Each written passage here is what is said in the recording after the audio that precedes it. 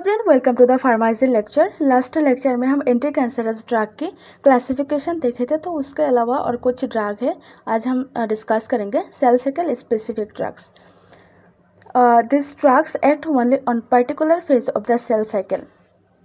ये ड्रग्स क्या करता है, पार्टिकुलर सेल साइकिल के पर्टिकुलर फेज में ही सेल को किल करेगा, जैसे कि S phase, M phase, G2 phase. Suppose this one is cancerous cell. तो कैंसरस सेल एक न्यूली कैंसरस सेल को फॉर्मेशन करने के लिए 4 फेजेस को पार करना पड़ता है। G1 phase, S phase, G2 phase and M phase. G1 phase में क्या होता है, सेल ग्रोथ होता है। एस फेज में क्या होता है, सेल के अंदर जो डीएनए होता है, डीएनए सिंथेसिस होता है। एंड G2 फेज में क्या होता है, सेल और ग्रोथ होता है, यानी कि सेल मैच्योर होता है और माइटोसिस डिवीजन के लिए प्रिपेयर होता है। एंड एम फेज में सेल डिवीजन होता है, तो न्यूली एक कैंसरस सेल बन जाता है। जब cancerous cell cycle specific drugs क्यों दिया जाता है, जब कैंसरस सेल एस फेज में आ जाता है, यानी कि डीएनए सिंथेसिस करेगा जब, तब मिथोट्रेक्सेट ड्रग एंड 5-फ्लोरोयूरेसिल एक स्पेसिफिक ड्रग से एस फेज में रहने वाले कैंसरस सेल को किल कर पाएगा। जब सेल एम फेज में आ जाता है, एस फेज के लिए स्पेसिफिक ड्रग्स है methotrexate drugs and 5-फ्लोरोयूरेसिल। M phase में सेल डिवीजन होता है, तो इसके लिए ड्रग्स होते हैं विनक्रेस्टन एंड पेग्लिटेक्सेल। विनक्रेस्टन एंड पेग्लिटेक्सेल। अगर सेल एस फेज में है तो विनक्रेस्टन एंड पेग्लिटेक्सेल ड्रग्स देने से एस फेज में रहने वाले सेल को किल नहीं कर पाएगा। एंड G2 फेज के लिए ब्लियोमाइसिन ड्रग्स दिया जाता है। They are more effective on rapidly dividing tumour cell. ये बहुत इफेक्टिव होता है, जो ट्यूमर सेल फास्टली डिवाइड होता है उसके लिए इफेक्टिव होता है। Because action is phase dependent, they require repeated और कंटिन्यूस डोसिंग। इसका एक्शन जो है फेज के ऊपर डिपेंड करके होता है। Cell cycle specific drugs phase के ऊपर डिपेंड करता है और कैंसरस सेल को किल कर देता है। दे रिक्वायर रिपीटेड और continuous dosing. Cell cycle specific drugs बार बार देना पड़ता है और कंटिन्यूस डोसिंग देना पड़ता है। तो ऐसा क्यों होता है, फॉर एग्जाम्पल एक कैंसरस सेल, ये 100 कैंसरस सेल को फॉर्म किया, मास ऑफ कैंसरस सेल है ये, और हर एक कैंसरस सेल डिफरेंट फेज में होता है, सेम फेज में नहीं होता है। अगर ये G1 फेज में होता है तो दूसरा सेल एस फेज में होता है और तीसरा सेल एम फेज में होता है। तो उनमें से 100 कैंसरस सेल में से मान लो 30 कैंसरस सेल जो है एस फेज में है। तो एस फेज के लिए स्पेसिफिक ड्रग्स जो है मिथोट्रेक्सेट एंड 5-फ्लोरोयूरेसिल दिया गया था। तो 30 कैंसरस सेल को मिथोट्रेक्सेट ड्रग्स दिया गया है, तो एस फेज के 30 कैंसरस सेल किल हो जाएगा और बाकी जो 70 कैंसरस सेल है G1 phase, M, G2 phase में है, तो इसको किल नहीं करेगा। सिर्फ 30 कैंसरस सेल ही किल हुआ और 70 कैंसरस सेल बच गया। तो जो सेल G1 फेज में है वो सेल बाद में एस फेज में आएगा, तो फिर से ड्रग्स की ज़रूरत होता है किल करने के लिए, तो इसलिए रिपीटेड एंड कंटिन्यूस डोसिंग देना पड़ता है। Cell cycle non specific drugs. Cell cycle non specific drugs का मतलब है कि ये सेल साइकिल के हर एक फेज में एक्टिव होता है। G1 फेज में एक्टिव होता है, एस फेज में एक्टिव होता है, G2 फेज में एक्टिव होता है, एम फेज में भी एक्टिव होता है, G0 फेज में भी एक्टिव होता है। G0 फेज में क्या होता है, सेल इनएक्टिव स्टेज पे चला जाता है। This drugs act on all phases of the cell cycle. ये ड्रग्स सब फेज में, सेल साइकिल के सब फेज में एक्टिवेट होता है, including the rest phase. Rest phase कौन सा है, G0 फेज, जहाँ पर सेल इनएक्टिव स्टेज पे चला जाता है। They kill both dividing and non dividing cell. Cell cycle non specific drugs dividing cell को भी किल करता है, नॉन डिवाइडिंग सेल को भी किल करता है, and are useful for slow growing tumour. और cell cycle non specific drugs slow growing tumour के लिए यूजफुल होता है। They are usually given in high doses. तो cell cycle non specific drugs high doses में देना होता है, क्योंकि हर एक फेज में रहने वाले सेल को किल करना होता है इसलिए। और बोलस फॉर्म का मतलब है एक ही बार में फास्टली इंजेक्शन के थ्रू ड्रग्स दिया जाता है। क्योंकि फास्टली इसलिए दिया जाता है क्योंकि कैंसरस सेल बहुत फास्टली डिवाइड होता है, तो इसलिए एक ही बार में इंजेक्शन के थ्रू फास्टली दिया जाता है। साइक्लोफॉस्फेट सिस्प्लेटिन ड्रग्स के नाम याद रख लेना। सेल साइकिल स्पेसिफिक ड्रग्स में एस फेज स्पेसिफिक ड्रग्स है methotrexate drug, five fluorouracil drug. M phase के लिए स्पेसिफिक ड्रग है vincristine, paclitaxel, and G2 phase के लिए bleomycin. Cell cycle non specific drug. Cell cycle non specific drug जो है हर phase में एक्टिव होता है और हाई डोसेस में दिया जाता है। साइक्लोफॉस्फेमेट एंड सिस्प्लेटिन ड्रग्स।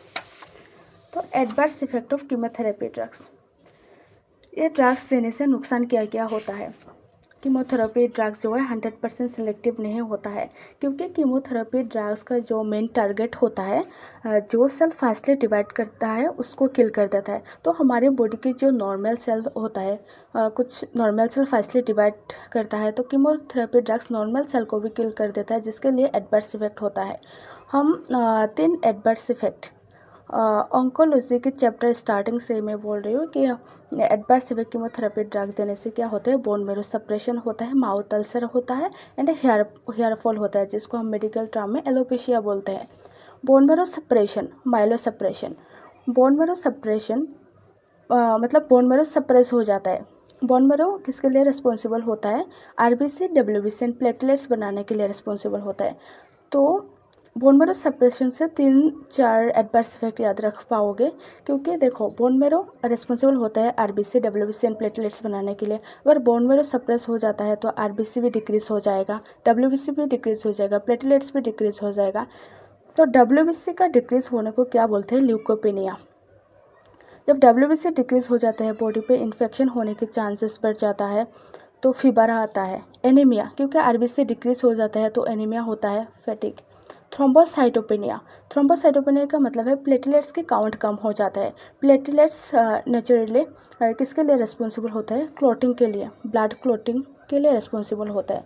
जब प्लेटलेट्स कम हो जाता है तो यानी कि क्लॉटिंग फैक्टर भी कम हो जाता है, जिसकी वजह से ब्लीडिंग होता है। यानी कि कीमोथेरेपी ड्रग्स देने के बाद पेशेंट को माइनर से कट आने पर भी ब्लीडिंग होगा। जीआई टॉक्सिसिटी, गैस्ट्रोइंटेस्टाइनल टॉक्सिसिटी होगा, नोसिया, वॉमिटिंग, डायरिया, एलोपेशिया तो होगा, hair loss. Organ specific toxicity, adverse effect क्या होता है और स्पेसिफिक ऑर्गन को डैमेज कर देता है ये ड्रग्स, जैसे कि हार्ट। डॉक्सोरुबिसिन ड्रग्स देने से क्या होता है? हार्ट डैमेज हो जाता है। ब्लियोमाइसिन जो G2 स्पेसिफिक ड्रग्स होता है, ये देने से क्या होता है? लंग्स डैमेज हो जाता है। Allergic reaction, taxon. ये हम एंटी कैंसरस ड्रग के क्लासिफिकेशन जो देखे थे, प्लांट एल्कोलाइट्स। प्लांट एल्कोलाइट्स में 2 ड्रग्स देखे थे, एक है विनका एल्कोलाइट और एक है टैक्सन। टैक्सन देने से क्या होता है? एलर्जिक रिएक्शन होता है। Drug resistance. अभी देखेंगे ड्रग रेजिस्टेंस। ड्रग रेजिस्टेंस का मतलब क्या होता है? ड्रग रेजिस्टेंस का मतलब होता है कि ये ड्रग्स देने पर भी कैंसरस सेल किल नहीं होता है। इंस्टेड ऑफ दिस क्या होगा? सेल ग्रो करेगा एंड सर्वाइव कर जाएगा। Chemotherapy drugs resistance is the reduced effectiveness of cancerous drug. Chemotherapy drug resistance का मतलब होता है कि कैंसरस ड्रग की इफेक्टिवनेस को कम कर देता है, allowing cancer cell survive and grow, जिसके वजह से कैंसर सेल जो है सर्वाइव कर लेता है एंड ग्रो होता है। यानी कि फ़ायदा कुछ नहीं होता है, सेल डिवीज़न कंटिन्यू होता है, कैंसरस सेल डिवीज़न कंटिन्यू होगा एंड सर्वाइव कर जाएगा। Often leading to treatment failure, जिसके वजह से ट्रीटमेंट फेलर हो जाता है, यानी कि ट्रीटमेंट देने से भी कुछ काम नहीं होता है। Why resistance happen? तो ड्रग रेजिस्टेंस क्यों होता है? Resistance occur because cancer cell pump the drug out, repair the drug induced DNA damage और inactivate the drug.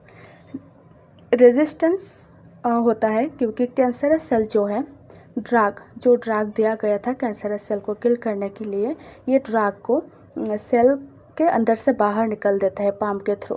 Repair the drug induced DNA damage, और जो ड्रग दिया जाता है डीएनए डैमेज करके कैंसर सेल को किल करने के लिए, अगर ये थोड़ा बहुत डैमेज हो जाता है तो सेल खुद ही डीएनए को रिपेयर कर लेता है और ड्रग को इनएक्टिवेट कर देता है, यानी कि ड्रग को यूजलेस कर देते हैं।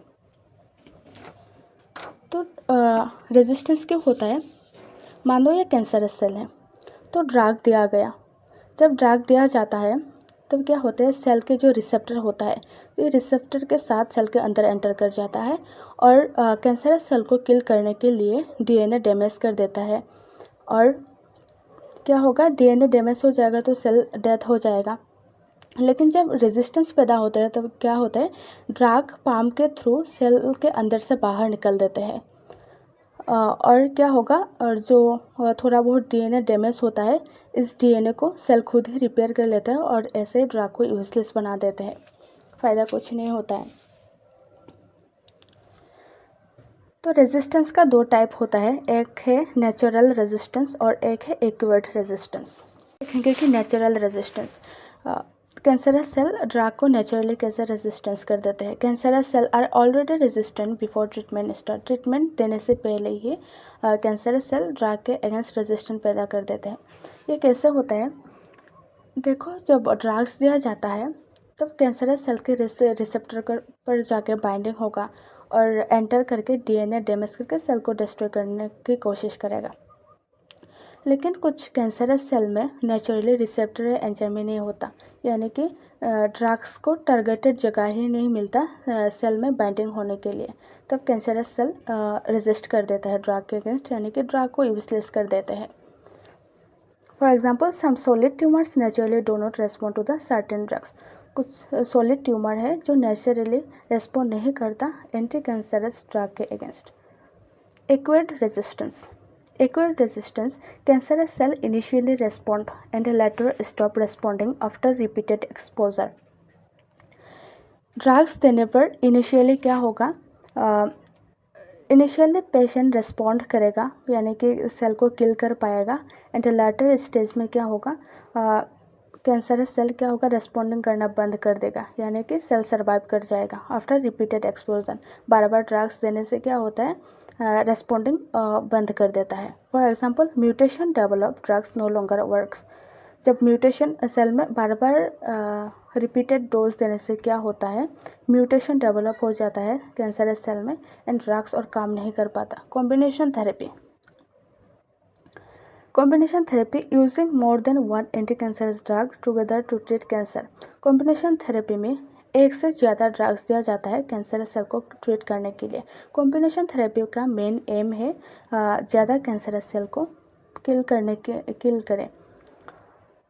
फॉर एग्जांपल चॉप सी से क्या, साइक्लोफॉस्फेट एंड एच से हाइड्रोक्सी डाइयूनोरोबिसिन जिसको ड्रोक्सोरोबिसिन भी कहा जाता है, बिनक्रिस्टिन जिसको ऑनकोबिन भी कहा जाता है, एंड प्रेडनिसोलोन।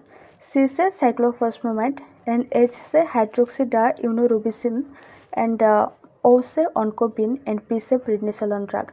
ये 4 ड्रग्स कंबाइन करके लिम्फोमा इसका मतलब है कि blood related cancer, blood cancer में क्या होता है, जिसमें लिम्फेटिक सिस्टम भी इन्वॉल्व होता है, लिम्फेटिक सिस्टम के थ्रू ही होता है।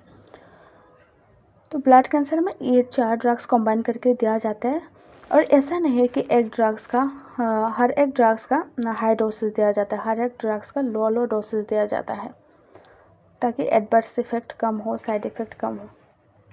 Y use it, combination therapy क्यों दिया जाता है, क्यों यूज़ किया जाता है। It kills more cancerous cell, ये ज़्यादा से ज़्यादा कैंसर सेल को किल कर पाता है।